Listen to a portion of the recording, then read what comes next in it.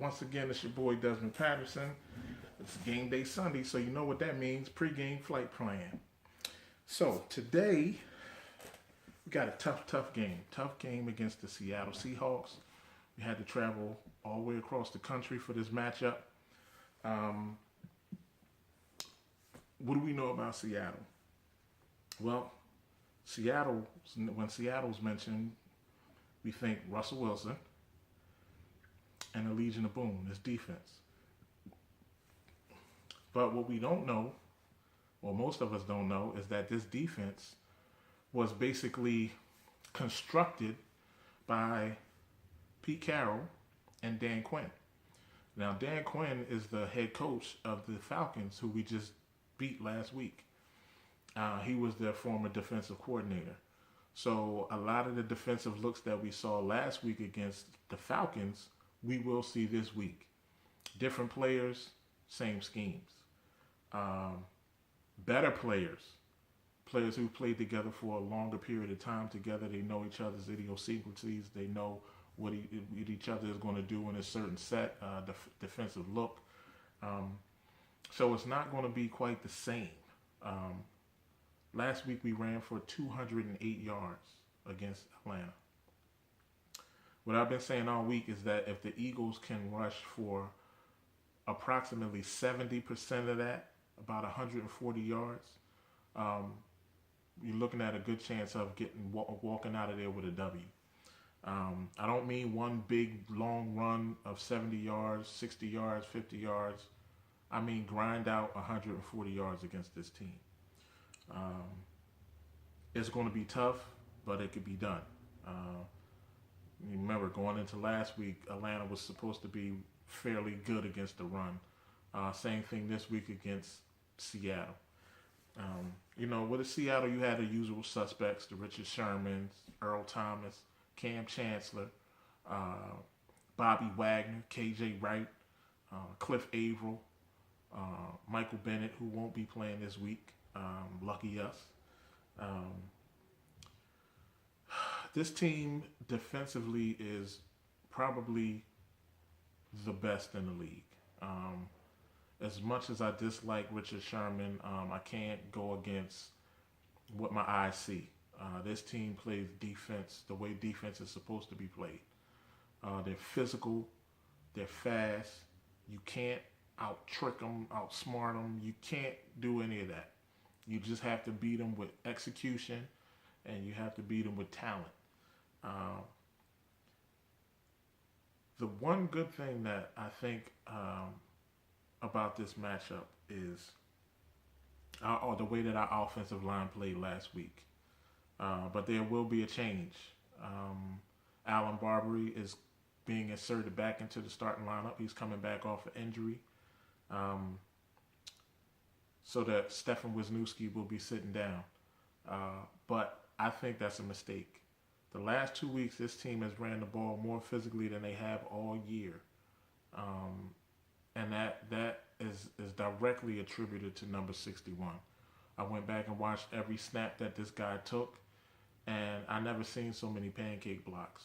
I never seen so many seal blocks. I never seen so many defensive tackles getting pushed off the ball at the line of scrimmage. If you noticed last week, Ryan Matthews, most of his yardage, Wendell Smallwood, most of his yardage came running to the offensive left, which is where Jason Peters and Stefan Wisniewski were. That's not a coincidence. So we'll see how much putting Alan Barbery back into the starting lineup either hurts or helps us. But we will need to see these running backs run with the passion and the fever that they did last week, and the physicality. We need to see that physicality. The one thing that this team needs to do is come out there and match Seattle's physicality, because they are a physical team. Some would say to the point of being kind of questionable. I don't see that. I just think they just hit really, really hard. You're going to hear a bunch of pads this week. And if our Philadelphia Eagles do not come out here and match that physicality and match that intensity and aggressiveness, they're going to get their butts handed to them.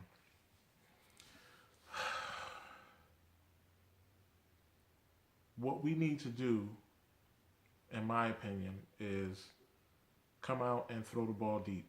I know that sounds kind of crazy, being as though that they don't throw the ball deep. Um, but the way that the defense plays, the way that Seattle plays defense, they play their linebackers kind of far off the line of scrimmage because they're willing to give up underneath. They don't want you to get on top of them. And the safeties play directly behind them. We need to back them up. We need for them to have in the back of their mind that we may go deep. Richard Sherman is not a burner. Sheed on the other side is not a burner. So if you see the safeties up on the line of scrimmage, there's nobody deep behind them. We need to take a shot. I don't care if he just throws the ball 20 yards past the wide receiver, but they need to have in the back of their mind that if they bring those safeties up to the line of scrimmage, we will take a shot deep on them. That's crucial. Running the ball is crucial. Being physical with them, wearing on them, keeping Russell Wilson and the offense on the sideline. That being said, Russell Wilson, people said this week that we need to stop the run. It's why I don't like talking heads on TV, because if you watch this team, which I did, I went back and watched the Jets game. I went back and watched the Falcons game. I went back and watched the Patriots and the Saints game. And they passed the majority of the time on first down. When I did the numbers, it was kind of 24%. 24 run plays to 45 pass plays on first down.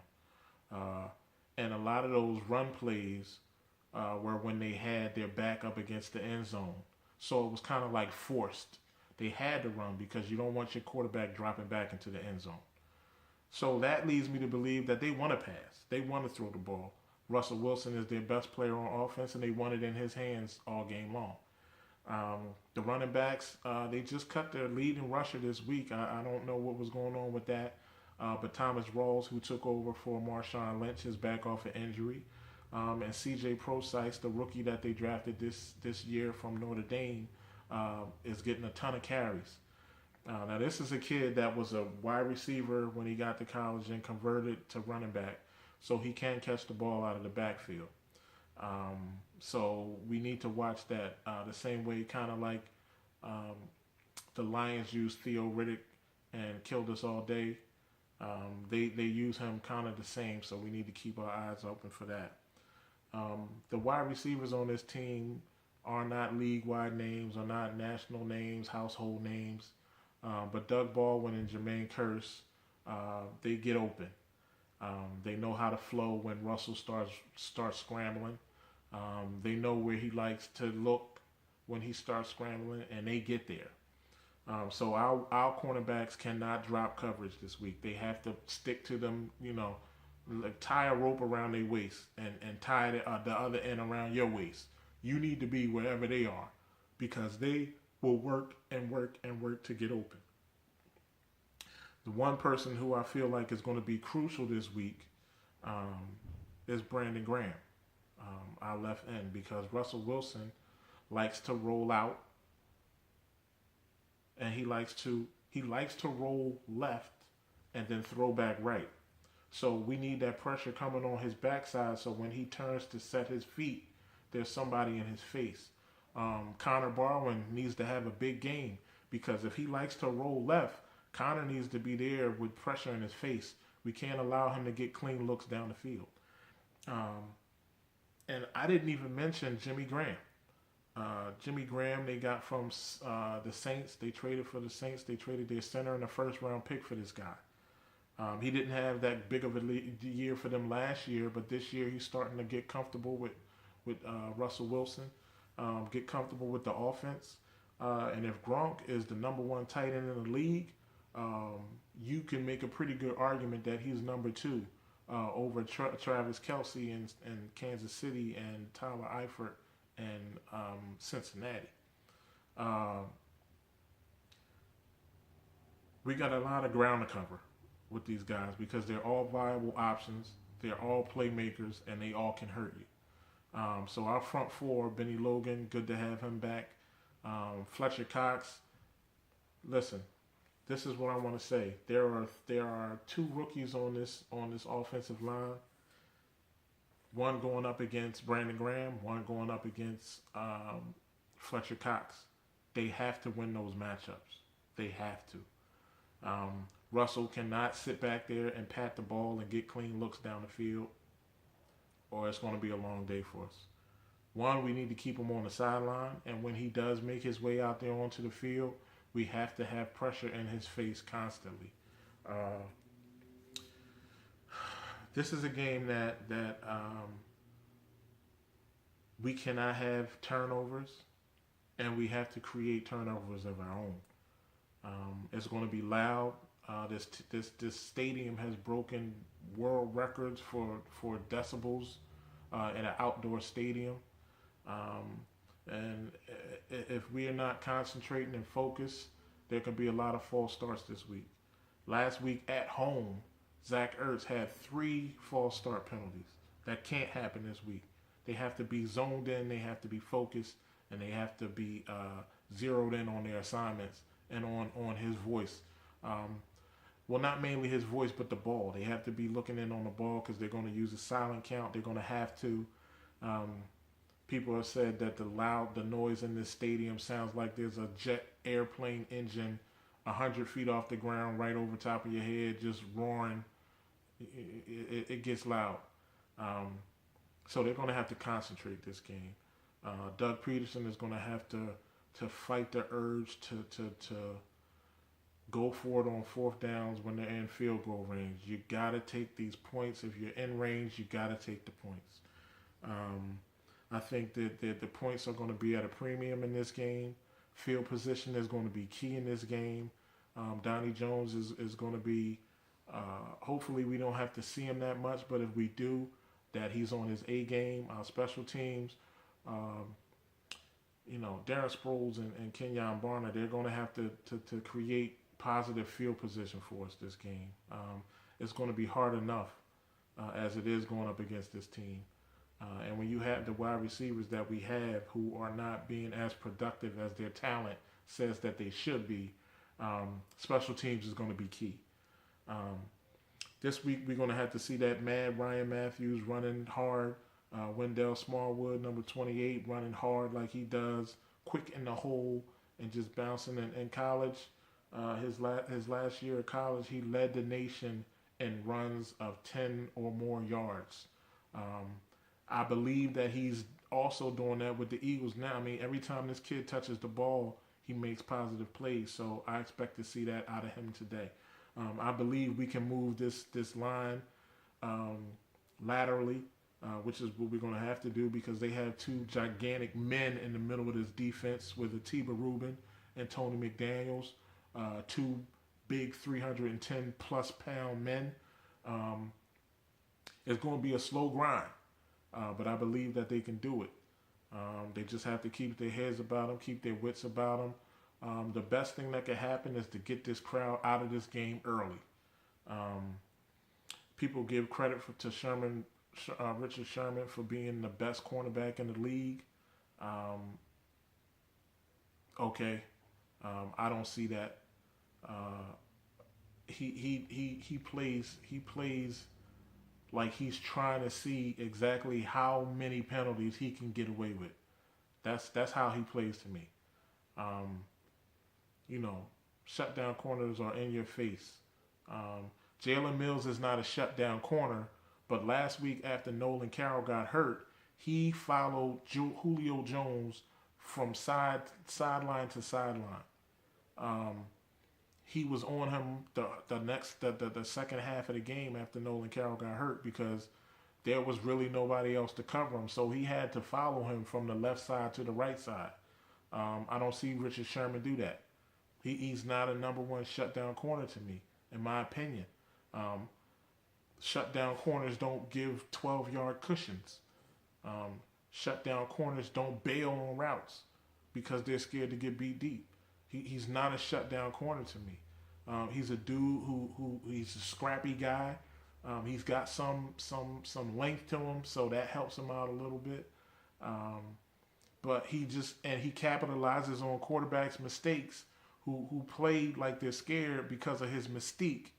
I'm not saying that the guy's not good, but I just don't believe like he's the best cornerback in the league. I don't. Um, you know, I just don't. That's just my opinion. You could feel however you want to feel. Um, but that being said, our cornerbacks are going to have to come to play today. They cannot drop wide open balls.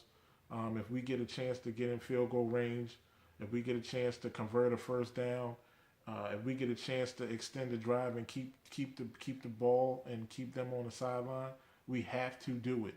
We have to do it. Um, I believe that they can beat this team. Um, and even if they do, we still won't get the credit that we deserve. Every time we beat a good team, they come up with an excuse. And I guarantee you that the excuse will be that this was a trap game because they had a big game last week against New England and they have a big game coming up next week and that they kind of overlooked us. So we're not going to get the credit that we deserve if we beat this team. But I don't believe that this game is going to be measured by a W or an L. I want to see this team come out and compete. I want to see them come out and try to establish the run and start to assert themselves and grow an identity. Um, I love this team. I've been saying this since training camp. I love this team. I love their attitude. I love their non-quit attitude. And it's a team that's growing. So, I'm Bird Gang all day anyway. But this team really has me intrigued and looking forward to the future. Um, so, it's almost game time. I got some things that I need to do beforehand. I got to upload these videos to my YouTubers. That's Diesel Des Patterson. Subscribe, hit that like button, comment. And my Facebook people, comment, DM, anything you want to hear me talk about, anything you feel like I should delve into, hit me up. But let's get ready for this game. Bird Gang all day. My name is Desmond Patterson. Peace.